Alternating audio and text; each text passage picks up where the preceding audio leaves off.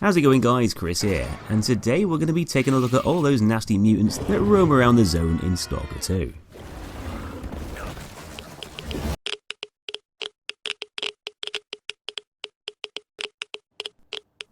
As a result of crazily high radiation levels, scientific experiments, and mysterious phenomenon, Stalker 2's exclusion zone is chock full of weird and wonderful mutant creatures and enemies, making an already inhospitable climate even trickier to survive.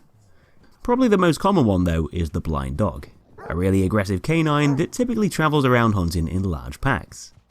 Many of the surviving dogs abandoned during the original catastrophe would have gone on to breed and live out their lives in the wild, with each new generation of pups adapting to the harsh climate better than the last, rapidly mutating and evolving to the point where they'd eventually develop new abilities, completely losing their eyesight, but having their other senses heightened instead, which would be a hell of a lot more useful for avoiding the many invisible dangers of the zone, like the random radiation pockets and all those deadly anomalies. Common dogs became extinct in the zone, making way for this new breed of wild blind dog, and because of their thriving population, they're a constant threat to other creatures and stalkers, such as yourself, using speed and numbers to overwhelm their prey, popping up almost anywhere within the zone being so widespread. A dog might be a man's best friend, but these guys certainly aren't going to be your best friend, giving you the mailman treatment by relentlessly chasing you down and being completely and utterly furious by you just simply existing. They can chew through your legs and also chew through their ammo too, as although they're not exactly bullet sponges, those fast erratic movements can cause more shots to miss. Not helped out by their relatively short profile either, making them a bit awkward to spot, hiding away in the thick undergrowth. One creature that might struggle a little harder to conceal itself is a huge chunky pig that's mutated wildly out of control. One of the wackiest looking things you'll see around the zone, essentially being a big angry lump of wandering pork. This monster is known as the Flesh, and it definitely doesn't look like your average farmyard animal. The zone's effects certainly haven't been very kind to these guys, violently morphing their bodies and turning them into unnatural abominations, giving them a face that even a mother couldn't love. You might look nasty, but at least they've adopted better survival traits for living in the zone, developing plated hides for protection against other mutants, along with hardened limbs, which can be used as deadly weapons. And unlike in the past Stalker games where they were pretty dopey creatures that everybody laughed at, they've now got a much more savage nature, no longer being that chilled out thing which just minded its own business. I guess this bad attitude helps to complement their fugly appearance, as the Flesh will mindlessly charge at their opponents full of rage, jumping around the place like a giant meat cricket, proving to us that pigs can fly after all. Being one of the biggest common mutants around, at least you don't have to worry too much about actually hitting them, as although Fleshes can absorb a bit more damage than some of the other enemies, they're not exactly brilliant when it comes to evading gunfire, being pretty dumb creatures that attack in a bit of a clumsy, chaotic fashion. With that said, they do like to hang around in herds, giving them better safety in numbers, and being able to soak up more damage than the dogs, their encounters can still give you problems if you're not careful. Another fairly common mutant you'll find all over the zone is the Rodent, which is actually pretty big for a typical rodent, but is still one of the smallest enemies in the game. Of course, these things have been subjected to mutation, possibly being the offspring of scientific lab rats which were used in experiments, and although they don't look quite as messed up as the poor pigs, they're still going to be just about as vicious, with their limbs growing to an abnormal length, giving them extra range as they lash out in closer distances. They're very energetic creatures, hopping around the place like they've downed 10 pints of coffee, and that speed combined with their size is the main reason why these somewhat basic enemies can still be awkward buggers to take on in combat. Aside from the fact that they also generally like to swamp you in massive numbers, which is never a good thing when you're trying to hit something so small and nimble. Thankfully, it's not actually going to take very much to bring them down at all, with rodents being extremely weak mutants, which usually bite the dust after being shot with a single bullet. So it might not be a bad idea to switch those fast shooting guns to semi-automatic fire, just so you don't waste a buttload of ammo. And if there's loads of these guys all confined together in a small space, don't be too shy with those grenades. They'll be bouncing off to rat heaven in no time at all. There's definitely a bit of a vermin problem in the zone, because those crapped out kangaroo rodents aren't the only ones you'll meet along your journey. The savage rats from the Plague Tale games have somehow managed to find their way into Stalker 2, and these things definitely aren't satisfied by nibbling on bits of cheese, choosing to feast on you instead, with the entire swarm having a disturbing appetite for human flesh. When the rat puddles aren't busy nibbling away at your ankles, they'll just casually hang back and go wild in their impressively brutal mosh pits. But fortunately for you, these evil rat gangs aren't exactly very common things to run into, which is probably a good thing, as they take the word pest to a whole other level. Because they're so teeny and scramble around all over the place like furry cockroaches, rat swarms can be fairly tricky to deal with, especially when they catch you out unexpectedly. You can blast them away with gunfire, burning through those ammo reserves in the process, but they're still likely to overwhelm you if you're in a confined space. Just like the other rodents, probably the most efficient way to get rid of them is by lobbing a good old grenade in their direction, which should at least wipe most of them out, allowing you to clean up any survivors with a few well-placed shots. Easily one of the most iconic mutants in the Stalker universe, and one that's likely to scare the living crap out of you at random moments, is of course the Bloodsucker. If you splice the genes of Davy Jones with the Predator, and then fry the crap out of them with radiation, then this guy would probably wind up being the end result. Although they're one of the more humanoid looking creatures, Bloodsuckers are downright nasty buggers with a very dark nature. And if the name doesn't give it away, they feed on the blood of their unfortunate victims by clinging on using a bunch of barbed mouth tentacles and draining them dry like a parasite. These are the vampires of the zone, and to give them a huge advantage, they've developed the ultimate hunting tool, the ability to cloak themselves and almost completely blend into their surroundings, allowing them to successfully ambush their prey only to seemingly vanish into the air while retreating. For this reason, Bloodsuckers can be very dangerous mutants that shouldn't be taken lightly, having the habit of appearing when you really don't want them to, popping out of nowhere to slap you around. Just because they're skinny doesn't mean they won't pack a punch, and they're also pretty good at taking the flak themselves, able to soak up bullets like a meaty sponge. It's going to take a fair bit of firepower to bring a Bloodsucker down, which is often only doable when they actually reveal themselves, typically when they're in striking range where they'll be a bit too close for comfort. They're not completely invisible though, and you can still track the creature's movements by paying close attention to the slightly warped effect of their optic camouflage, luring them through narrow corridors and openings to make their advances a bit more predictable. Another creature that's been gifted an invisibility cloak is the Poltergeist, a pretty mysterious enemy type that loves harassing its opponents using supernatural powers. These things aren't ghosts, like the name would have you believe, but they're actually mutants that can conceal themselves and manipulate the laws of gravity, another wacky result of scientific experimentation. Not every floating ball of energy is an anomaly in the zone. Sometimes they just might be one of these guys, and instead of rushing you with close range attacks, they'd much rather lob paint buckets and spanners at your head, being a much more cowardly beast that chooses to launch objects from the environment at you, rather than fighting face to face.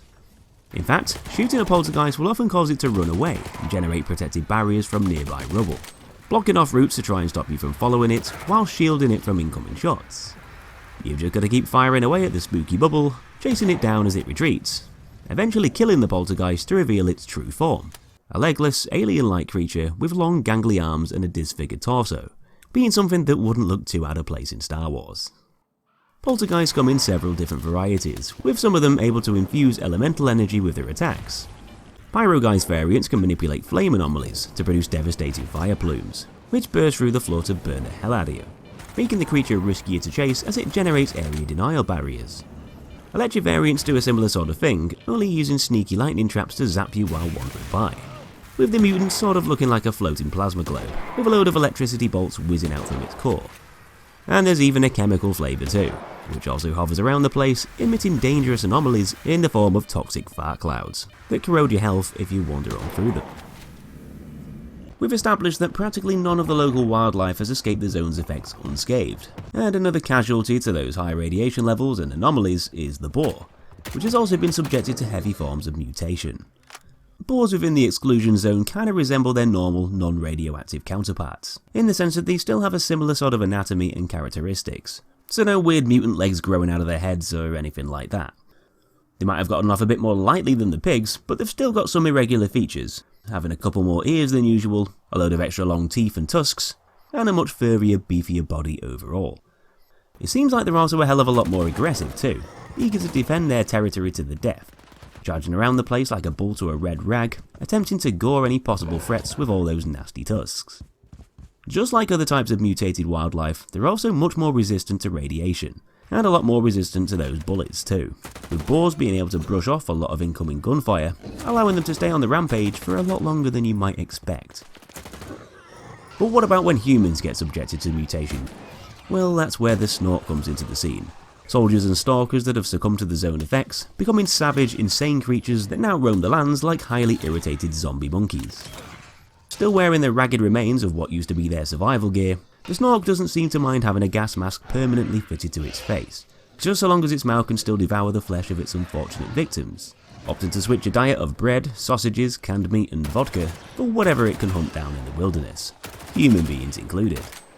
These things are far from the people they once were, now living out their lives as feral beasts, but although they've completely lost their humanity, they've not totally lost their minds, still having enough sense to form their own small, deranged communities with each other, hunting down prey together in groups, and coordinating ambushes for better effectiveness. Snorks have developed heightened strength and quicker reflexes than typical humans, bounding around on all fours and jumping through the air, letting them land on their target from a distance, and go on to rip them limb from limb.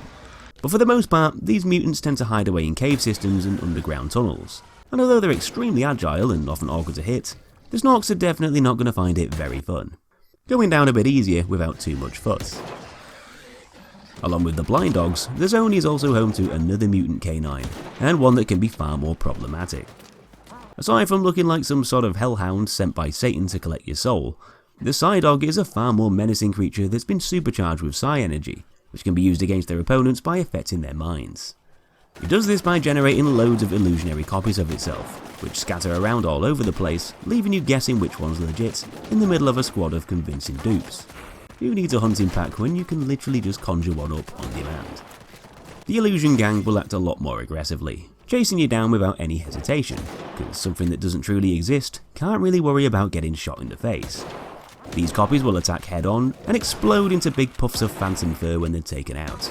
And the real test isn't being able to shoot them all, it's being able to kill the original trouble causer behind all of this confusing chaos. The only way to stop it from constantly summoning more waves of annoying duplicates, to put an end to the madness once and for all.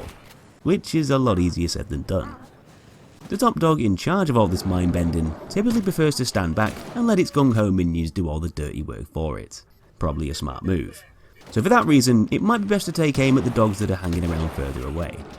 In this case, if it bleeds, you can kill it. Or you could just run away, I suppose.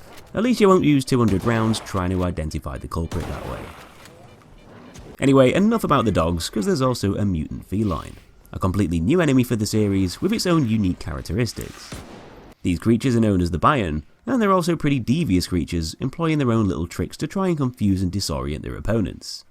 One of the most notable things is how they're able to use bubbly looking throat glands to mimic the sounds of their prey, luring them over, thus allowing the Bayun to strike as they wander over to investigate. For humans, this is represented through actual speech, a pretty impressive trait that allows the mutant to speak multiple different phrases that actually make sense. Much more impressive than a parrot that's been taught a couple of swear words. The idea of being thrown into battle with a talking cat might not exactly sound very daunting, but this ploy can still be a bit confusing and lead you to believe that there's other humans in the area that might choose to attack. Once you know there's a Bayun nearby though, well, I guess you could say that the cat's out of the bag. But it's also got other tricks up its sleeve too, to further complement that deceitful nature.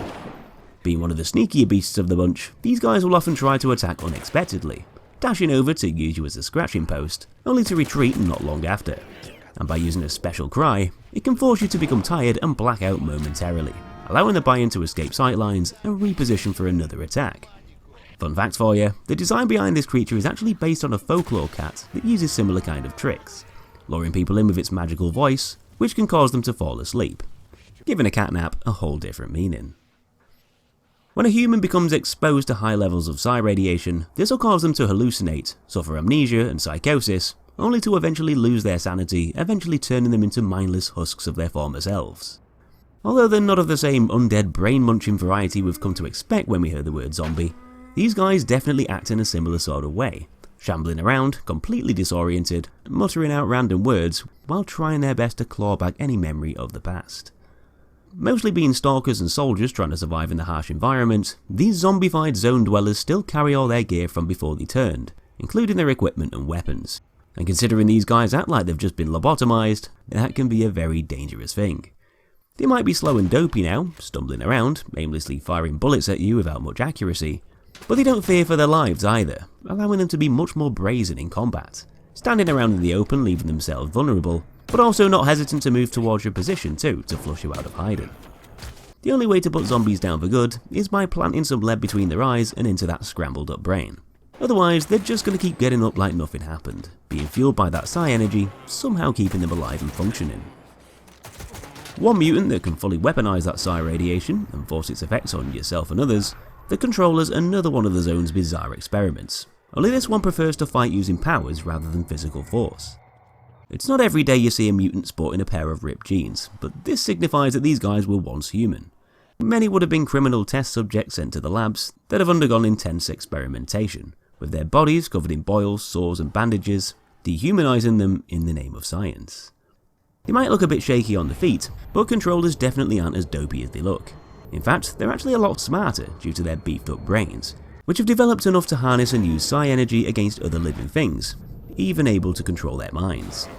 Just simply being in the presence of a controller can be very dangerous, as it'll generate a psi field which gradually drains your health and affects your mental state, causing you to become disoriented and hallucinate other phantom-like enemies, with this process being sped up as the controller launches psychic blasts at you over distance. None of this is made any more pleasant, with the mutant often being backed up by gangs of zombie minions, possibly victims driven mad by the controller's psi-inducing powers, now used as personal guards, with the mutant controlling their minds and forcing them to attack.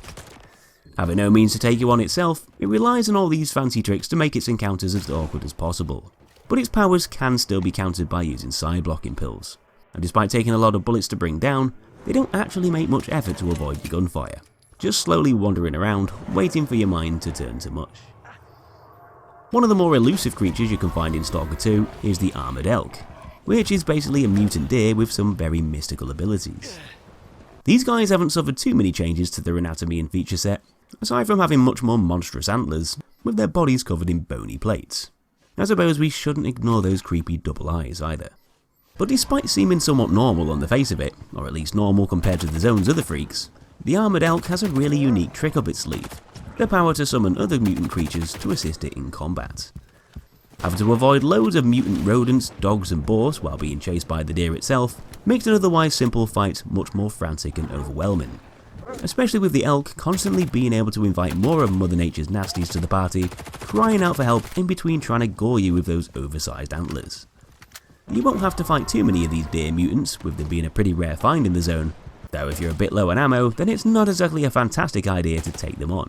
You'll burn through tons of it while dealing with the hostile wildlife, with the elk itself being a pretty tanky mutant protected by all that heavy duty armour. So we've established that quite a lot of genetic experiments were conducted on human specimens, with many of those tests studying the development of telekinesis in their subjects. Along with the controllers, another type of mutant created by the program is the Burer, a short stocky little dude in a ripped up coat that sorta looks a bit like Shrek if Shrek was ruined by booze and hard drugs. Being afraid of the light, these mutants prefer to hang out in dark gloomy places such as caves, bunkers and tunnels, so basically anywhere underground. And despite looking a bit funny, Burers are actually one of the deadliest things you'll have the joy to encounter, with them practically being mutant Sith Lords, having loads of deadly disruptive force-like powers at their disposal to make them a massive pain in the arse. Not only will they lob stuff at you over distance like the Poltergeists, but they'll also cause any guns in the vicinity to levitate and all open fire on you at once with devastating results, which can make a seemingly empty room suddenly feel full of danger. Weapons in the environment aren't the only ones that can be manipulated either, as they can also yank your own gun from out of your hands, leaving you very vulnerable as you scramble around trying to pick it back up. This also temporarily stops you from firing back at the Burer, protecting the creature while it plods around creating havoc. And just to make life a little bit harder for you, the mutant can also activate a telekinetic shield every few seconds, protecting it from incoming damage, thus preventing you from returning the fire. Burers sure do have a lot of ways to cause trouble, but there's certain items they can't knock out of your hands, like Skiff's pistol, so if you're fed up of having to pick up your shotgun, just bury a bunch of 9mm rounds into that bugger's face instead. Being the ultimate apex predator of the zone, a Chimera is probably the last thing a Stalker wants to bump into on their travels, not only having immense strength and power, but also being extremely hard to escape from. It's difficult to say how these mutants came to be, possibly being the product of more genetic experimentation, only by using animal genes like something out of Jurassic World, but whatever the hell they are, these double-headed goblin lions are definitely the stuff of nightmares, being much more beast-like in nature, sharing characteristics with multiple different creatures. Taking one on face to faces will often be a death sentence, with chimeras showing extreme aggression and physical dominance. The mutant might be far away, but that doesn't mean you're in a safe position, as these things are able to leap over impressively long distances, closing the gap on you in no time at all, pouncing on their prey to knock them down to the floor, with those gnarly claws being used to slice them to pieces. For this reason, chimeras are practically impossible to outrun over long stretches of land, being far quicker than the average human, and having insane amounts of health allows them to hunt almost anything they want to. They brush off bullets like hailstones, and their speed makes them awkward to hit in the first place. The chimera's rarity and power has given them legendary status in the zone, being a mutant encounter that most people don't walk away from, arguably making it the deadliest one of the bunch. But one really beefy monster that could certainly challenge the Chimera for being the biggest threat is the Pseudogiant, possibly the freakiest mutant of the lot, being a hulking mass of flesh and muscle. These wacky abominations are some of the most extreme cases of mutation, seeming to have human-like features, but being massively warped and twisted to form something inherently non-human. They're essentially huge blobs of walking meat, with multiple disproportional limbs, with its body being supported on a pair of tree trunk-sized arms, which it uses to stand on like a mutant chicken walker, surely winning the award for being the most f***ed up thing in the zone. Pseudogiants are just about as menacing as they look, relying on their physical prowess to overwhelm their targets, charging headfirst into battle to crush their opponents into the dirt, even having the strength to create powerful shockwaves which ripple across the ground nearby. They love to throw that bodyweight around, slamming their arms down to squish you like a bug, and for such bulky creatures, Pseudogiants are surprisingly nimble when giving chase, making it easier for them to get up close to beat you to a bloody pulp. They're also extremely tanky too, which probably isn't a big shock, with them being the largest monsters around. So all of these traits are going to make Pseudogiants a bit of a ball ache to actually take on, forcing you to dump loads of precious ammo into them that you've been gradually saving up, at the expense of getting slapped around like a boxer in the wrong way division. So if that wasn't enough mutants for you, then I'd highly recommend clicking on the playlist that just popped up on the screen, as that's got loads of other freaky enemies from other games in it that you might want to check out. Feel free to subscribe of course, and hit that like button if you enjoyed the video. Have a great day, and I'll see you in the next one.